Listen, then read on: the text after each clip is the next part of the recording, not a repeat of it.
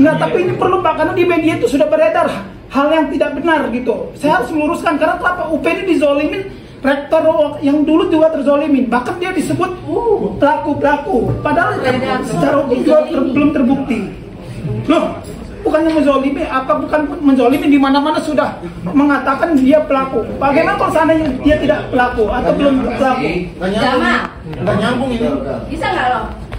Media itu tidak menulis tentang pemberhentian tapi mutasi. Tidak, konteks mutasi bukan pemberhentian. Nah, sekarang saya katakan institusi apa mutasi itu salah. Persoalan mutasi bukan Saya pemberhentian. oleh Biro SDM, saya biasa memutasi orang. Sedangkan gue tuh tanggal 20, 21 gue harus sudah pindah dari rektorat.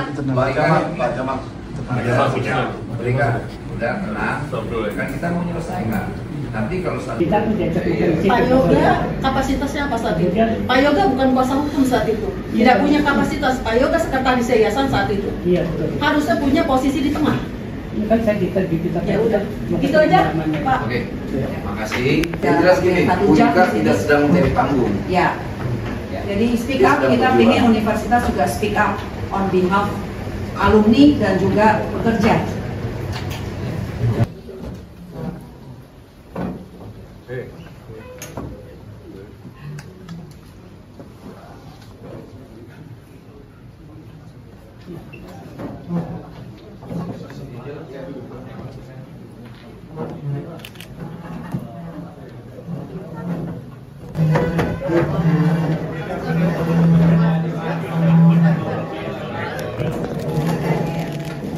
Tapi poin terakhir, karena memang Bapak sebagai penguasa di Yayasan Pancasila hadir, makanya kami sampaikan. Juga pasti itu yang buat kita marah, karena ternyata banyak lagi korban-korban yang lain yang tidak berani speak up. Nah, Sekarang kali semua ini, berani speak up. Nah, sekarang Ya, mereka kita berani. speak up bersama. Gini ya, kita akan laporkan ketika itu benar-benar mandek gitu loh. Ini kan tidak berjalan semua, kan ada proses-proses yang lain harus dilalui. Ya yang korbannya juga kan tadi ternyata problemnya nggak ada dialog lah semacam itulah.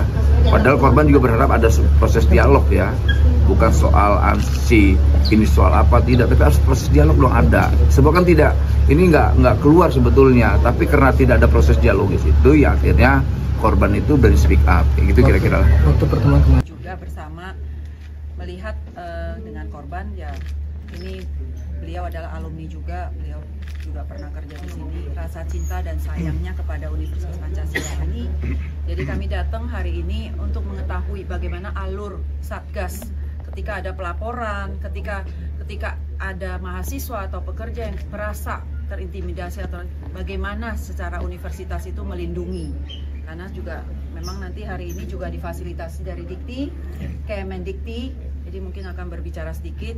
Pada umumnya kita semua sama, kita akan tetap, yang terlapor itu akan tetap jalan dengan proses hukum, tapi bagaimana ke depannya universitas-universitas itu juga bisa menjalankan perlindungannya, mendidik anak kita, dan dengan etik dan karakter, bagaimana kita membangun anak-anak itu melalui sekolah-sekolah sampai ke universitas. Pertemuan dengan Pak Kis,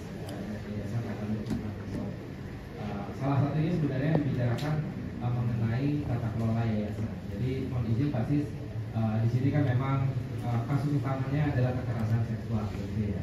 Namun isu yang berkembang di samping ada kejadian-kejadian yang sepertinya diduga memikir kalau pejabat di sini ini seperti apa sih harusnya.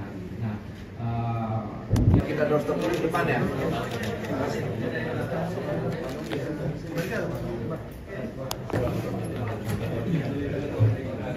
Iya.